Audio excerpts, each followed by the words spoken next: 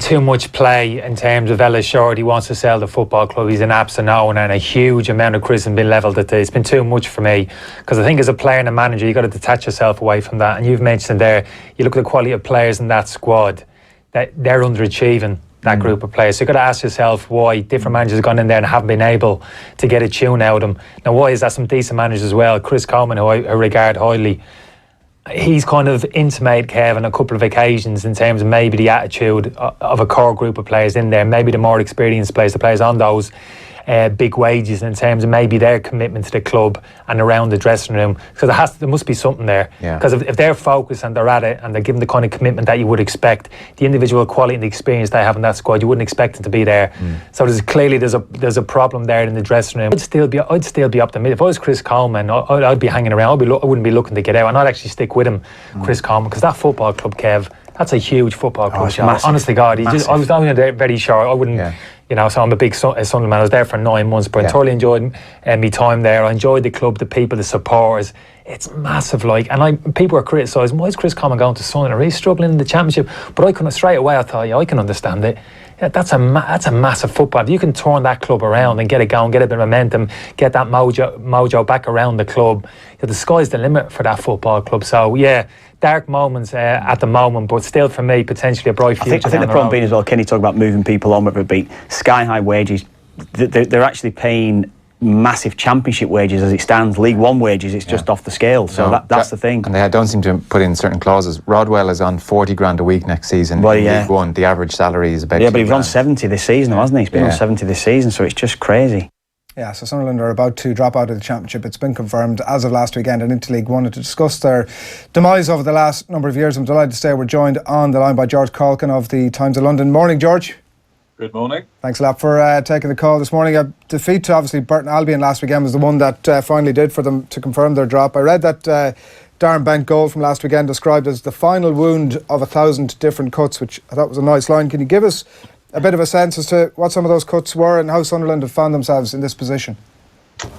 Yeah, where do you start? I mean, you sort of look for turning points at Sunderland, and you sort of drive yourself dizzy, really. I mean, the sort of irony of Darren Bent, I suppose, was that he was the player that came to Sunderland under Steve Bruce that sort of agitated on Twitter to join Sunderland. He was an England international, actually wanting to go to the Stadium of Light, and that was seen as a big moment in the club's development. And for him to be the kind of player that almost, I mean, you know, not actually, but sort of virtually sent them down was kind of very ironic, really. Listening to sort of Kev Kilban there sort of talk about the decline of 10 years. I mean, it's sort of quite interesting, that, isn't it? Because they were in the Premier League for a decade, and ostensibly that's successful. But they became known for hanging on and hanging on and hanging on.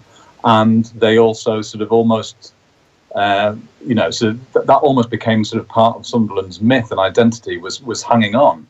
And they described that as miracles. Well, I'm sorry, that's not a miracle. I mean, what Leicester did was a miracle. What Nottingham Forest did under Brian Clough was a miracle. Hanging on and giving yourself the right to lose again the next season is not a miracle.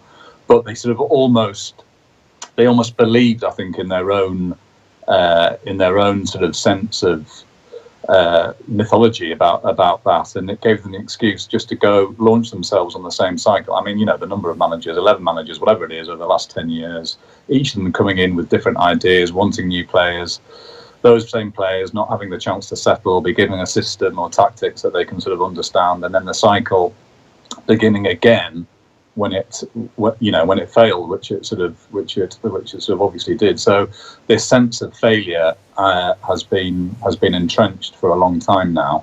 I certainly didn't foresee them kind of going straight back down again, but it takes a lot to kind of get out of a cycle like that. This is statistically the worst season in their history, which is extraordinary when you think about it. They've been down in the third tier once before, but they actually won 12 league games that season and went down through a playoff. And this time they've won 2 home league games since December 2016, which is extraordinary, really.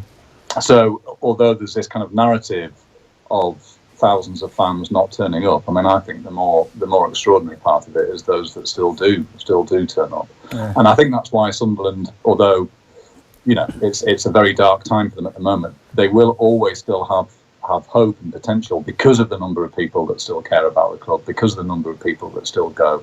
As Kev and Kenny rightly said there, it's a magnificent football. Anyway, you talk, so I'll just rant on all day. We'll happily listen, George. You know that. You mentioned the history of the club, and we might get to the attendances in a minute in terms, and particularly the future of this thing, but the history of the club, 138 years old, and the owner, Ellis Short, has been there for the last decade, and he's fired, and I guess hired and fired, a third of the club's entire managerial history over that period of time, which is an extraordinary stat. And there comes a point, it strikes me, that over that it begins to reflect worse on the owner than it does really on any of the managers. And if patience is a virtue, it doesn't seem like one that Ellis Short particularly possesses. No, absolutely no. It's a catalogue of absolute chronic mismanagement, and he has been an absolutely catastrophic owner for the club. There's no doubt about that. He got away with it for too long, and I think he got away with it because, precisely because he did change managers, so blame was almost sort of a shifting target, really.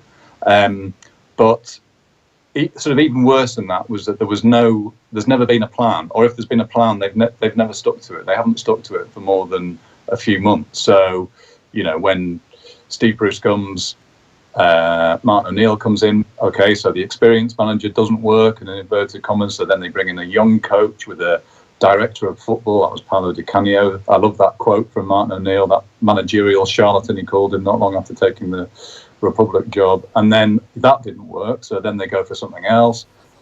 Then they go for an experienced manager. They have a sporting director. Then they get rid of that and bring in Sam Allardyce, and they've just veered from one thing to another. There's been absolutely no consistency whatsoever, and people have been put in positions that they're not qualified for. And what that's meant is, effectively, every time that a new manager has come in, the first thing he has to do is clear up the mess that the previous one has made, or he's inherited from the previous regime, and wants to bring in his own players, wants to bring in his own staff, wants to bring in his own system. One of the kind of really sort of painful things about this season has been seeing Chris Coleman do exactly the same thing that Simon Grayson had done a few months earlier. Oops, sorry, lost you there.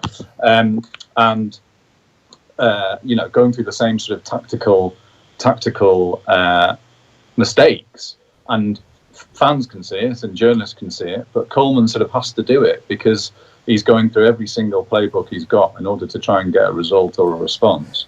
And isn't there something in that, George, in terms of when we speak about the ownership of the club and the director of football, because in the face of that isn't necessarily the worst plan in the world in terms of trying to, if you're going to have that many managers, at least you've got some sort of consistent thread.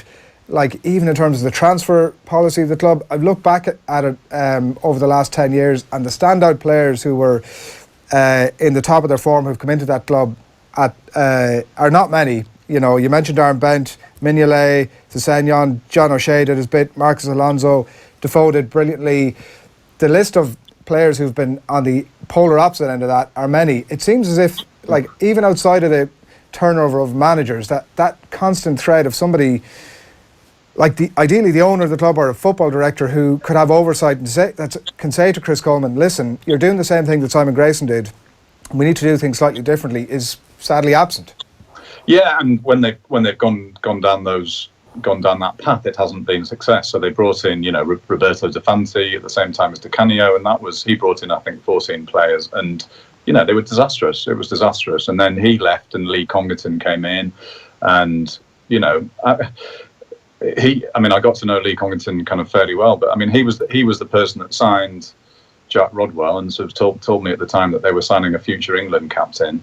But I think people, it's these quicksand foundations. If you have quicksand foundations, it's very difficult to build anything. And so everybody has sort of suffered, but everybody is also partly responsible for what's happened too. And yeah, there's nothing wrong with having a director of football or a sporting director, but A, they have to be qualified for the job, and B, they have to be given time to sort of to put a system in place. And nobody has had that chance. You look at the managers that the club have had over the years.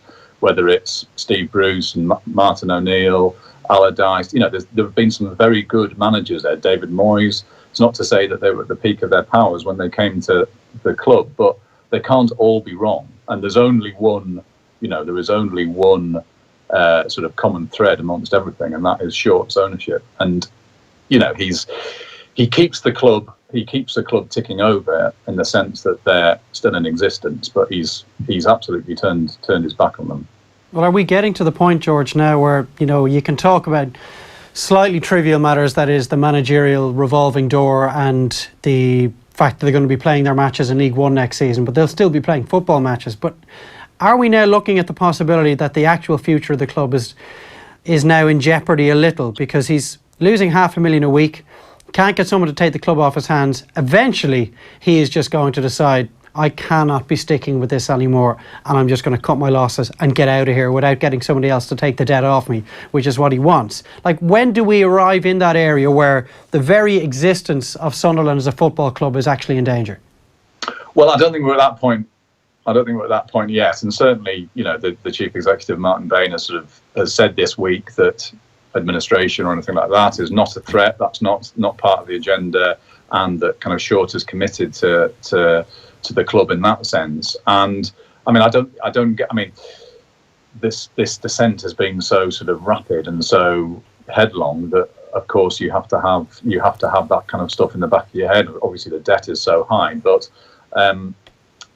we can only trust what the club say to us, I suppose, in these moments, and they're reassuring that administration is not part of the agenda. But I mean, they're desperate for new owners. They're desperate for leadership. I spoke to someone at the club 3 or 4 weeks ago who sort of said he'd put his house on there being new owners by the start of next season. But we're getting to the point now where that needs to be happening right now, effectively. I was at Chris Coleman's press conference yesterday, and he was sort of saying they should be, the day they get relegated, the day after that should be the start of next season, effectively. You know what I mean? I mean, they should be really making plans to do that. And it was a kind of horrible quote, but he sort of said, this is Sunderland and we're wandering aimlessly around in the dark at the minute. And that is the concern.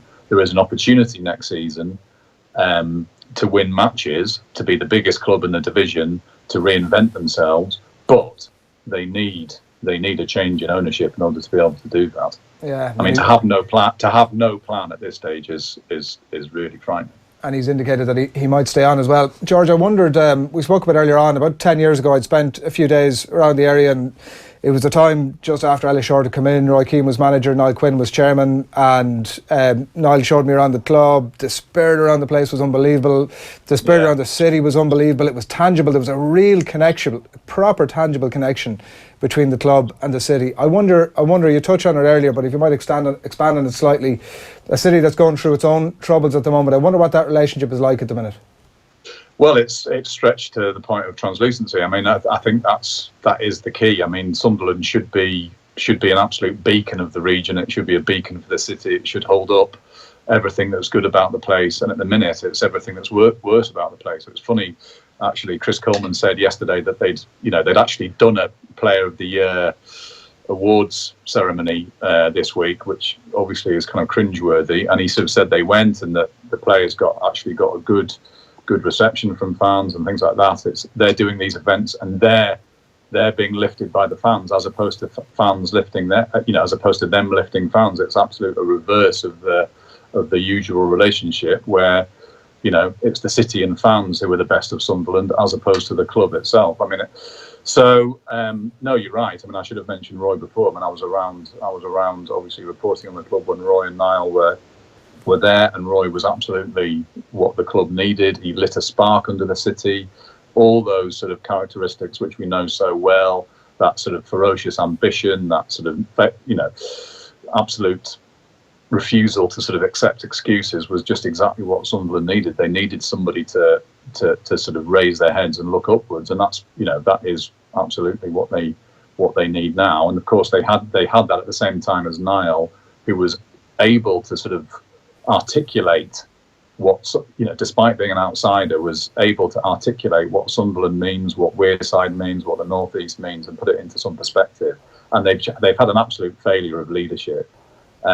Coleman, I think Coleman's good. He the thing that sort of was depressing about David Moyes' time at the club, not only were they awful and not only did they go down, but there was that sense that he was doing Sunderland a favour, that having sort of rejected them 3 or 4 times before, finally they'd got their man, but he was there reluctantly. The nice thing about Chris Coleman is that he desperately wants to be at Sunderland. He's spoke to Kevin Ball, who's a big friend of his, and found out about the club. He's moved his family up lock, stock and barrel. He did have that high profile after Wales and things like that, and desperately wants to be there. That's what Sunderland need. They need, again, to be reminded about what a fantastic football club is, what a historic football club is, and they need to kind of completely rebuild, but they're doing it from a very low base. Yeah, you're right about Roy Keane, by the way. Whenever there's an opportunity to mention him, we should take it. It did strike me as well that around that time there was a lot of criticism of Roy not living in Sunderland, and I do remember him making a comment about Ellis Short not living there either, which was a telling one in itself. Just before we wrap, and as we wrap, George, what's the future here? What's going to happen? There's not a lot of utterances necessarily coming from the ownership of the club this week. What's the future for Sunderland?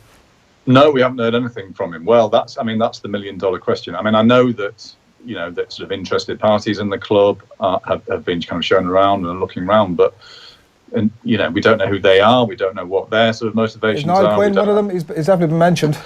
Well, Niall has been advising possible groups, but no, he's not. He insists that he's not directly involved in it. His business life is very active elsewhere, so I don't think he would be part of the day-to-day running of the club again. Although never say never, and don't rule that out in the future necessarily. But they're on the cusp of a very different existence. League One will be very, very different to the Championship and the Premier League. I've been to Accrington this season, for example. I mean, it's sheds. I mean, effectively, and I mean that very affectionately. But and it's going to be a real grind. As I say, it doesn't have to be the end of the club. It can be the start of something. But there needs to be sort of ambition in the boardroom, and there needs to be a sense of purpose, and there really needs to be a sense of who Sunderland are and could be.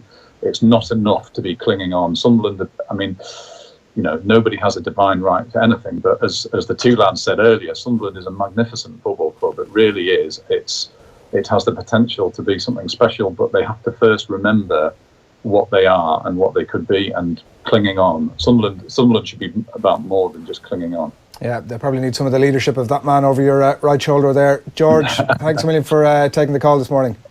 Cheers, lads. Thanks you. George Caulkin of the Times of London there on the sad demise, I think is probably the best way to put it, of Sunderland AFC. We shall follow their progress and on.